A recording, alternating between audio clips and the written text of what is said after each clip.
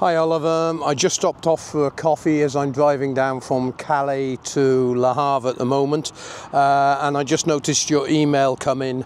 I've managed to get you the workshop manual for this problem that you've got with your Beko oven, BBXDF21000S. Now, the top oven is a conventional oven, meaning it uses two elements. It uses the base oven element and also the grill element to maintain the heat. The thermostat is what controls the temperature level. From the description of the way that you've written the question, I suggest you actually take the back of the cooker off and then test both elements. You'll be able to access them through removing the back panel on the cooker, so you will have to take it out of situ. I've managed to get you the full workshop manual that will show you how to do this, and I've also got the wiring diagram as well. The link to that will be in the description below on this video. Now, as I said, I'm traveling at the moment, so I'm trying to keep up with emails from customers as I'm traveling, as I'm heading down to Gotac in Spain at the moment to interview Daniel, and Daniel is going to be showing us how selector switches for Beko ovens are manufactured, which will be a very interesting video in a few weeks.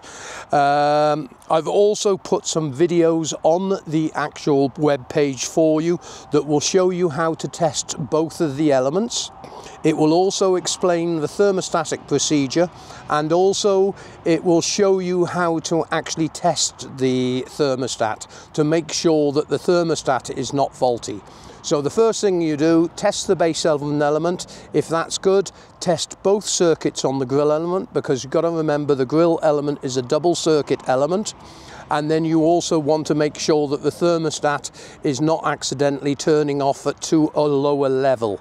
Also worth checking the selector switch as well, as sometimes these can go faulty if they have been misused.